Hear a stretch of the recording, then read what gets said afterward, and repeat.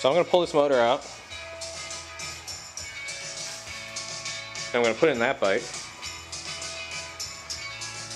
That's what's left of the motor right here, just the bottom end. There's all the parts and shit. So first thing we gotta do, these foot pegs are gonna go. Little cables and shit like this are gonna go. Wires from the the alternator are gonna be disconnected. I'm gonna pull out the sparkers. And then drain the coolant system and pull those hoses apart. For stuff like this, I really try and keep things as assembled as possible. So it's not like I'm going to kick everything out of here, but anything that's going with it is going to stay attached. So remember from pulling the other one that pulling this motor wasn't too hard. It's actually kind of an interesting technique that I developed, so I'm going to show you guys how to do that in a minute.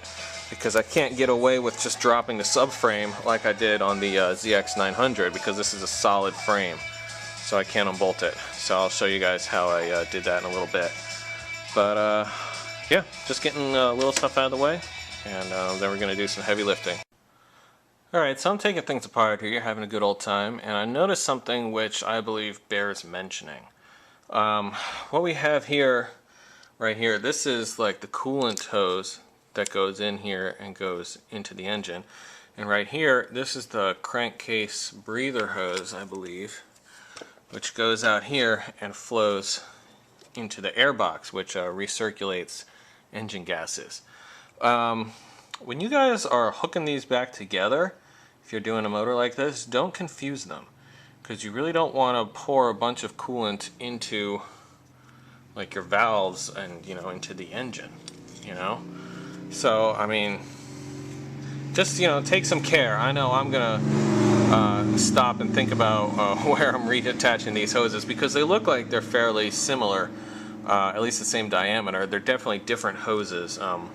One's a lot thinner than the other, and one's obviously, a radiator hose, and this one's just, just a regular old hose.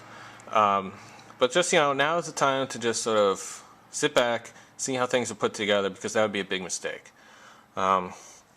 So already I've taken off the clutch line, I've drained this coolant hose, and so that's probably going to stay with the bike, or at least stay with the radiator if the new one isn't any good, but it looks like it is. So this whole assembly has to come off here, and that's going to just get pushed to the side, and then we should be more or less done on this side. I don't know if I have to take the airbox out or not.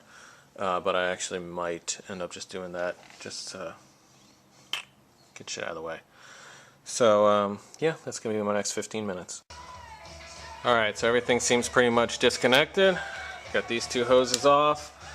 Got my both starter motor cables off. Got all this shit just hanging down out of the way. Got this off here. What else do we do?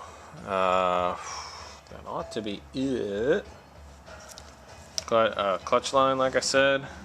Alright, now I'm going to go to the other side, and oh, I got my tachometer cable off right here. So now I'm going to go out to the other side and basically do the same thing, just all the ancillary little parts are coming off. Alright, so motor mounts are last, and we're just about getting to that point. Just to let you guys know that there's no real like cut and dry methodology for getting all this shit out of here. I just basically look at it. If there's a hose that's connected, I disconnect it. If there's electrical connection like this that's connected, I disconnect it. Levers and all kinds of stuff just get pushed out of the way. And so you just look at it all over here and visualize it and make sure that nothing's connected. And once you're pretty sure about that, then you're ready to take the motor mounts out and pull the motor.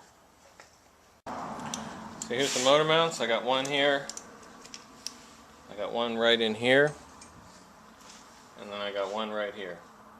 Just 3 mounts on this motor.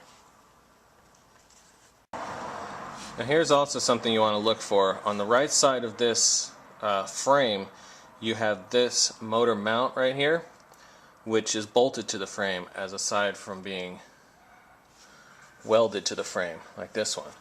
That means that this motor mount is meant to be either twisted out of the way or just removed completely so it gets out of the way so you can send the motor out this way, out the right side of the frame.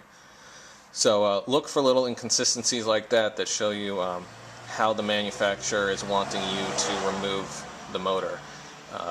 It's going to make it a hell of a lot easier to remove it out the right side than the left side.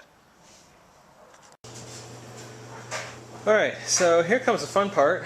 There's a couple of different ways that you can do this. You'll get a couple of big strong fellers to help you just sort of wrestle it out. You can kick the motorcycle over like I did in my engine pulling video. Just kick it over on its side and then pick the frame up out of it. You can buy all kinds of fancy lifts and all kinds of shit, you know, to do it, you know, professionally.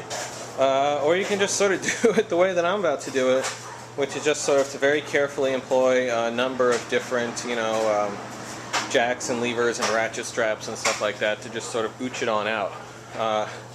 As we can see here,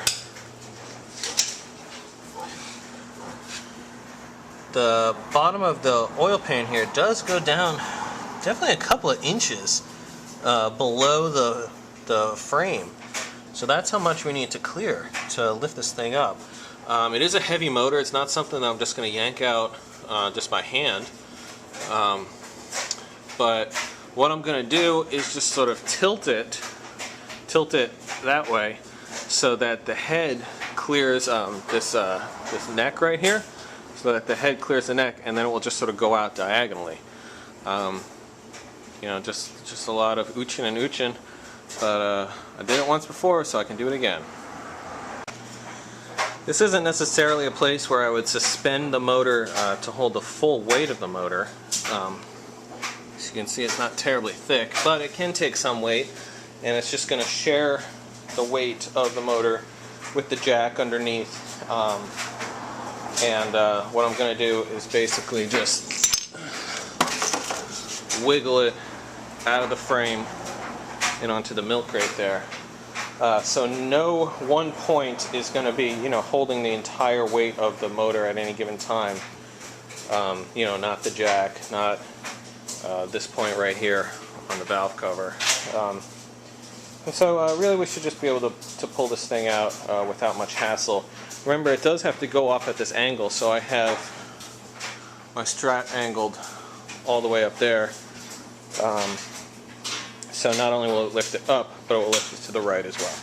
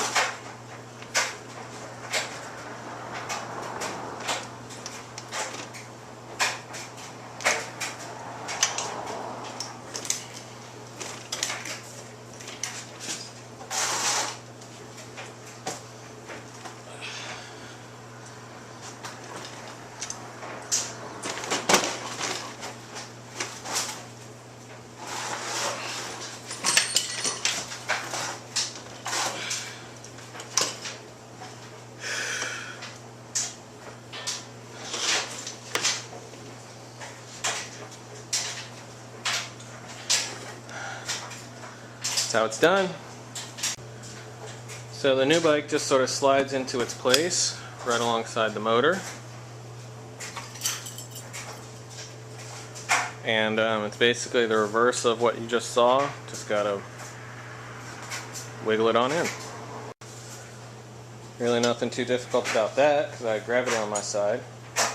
So yeah, now we're gonna just sort of jack it up a little bit, you know, get the motor mounts to mate up and everything, just scooch it and holler it, and you know, progress. Alright, well, motor's in and the mounts are all mounted. You know, you've hit a milestone in your project when you can do that on your ratchet. I'll spare you all the mundanities of hooking everything back up and everything. I couldn't really do it anyway because I am waiting on a couple of parts to come in the mail. But yeah, that's how to install a motor.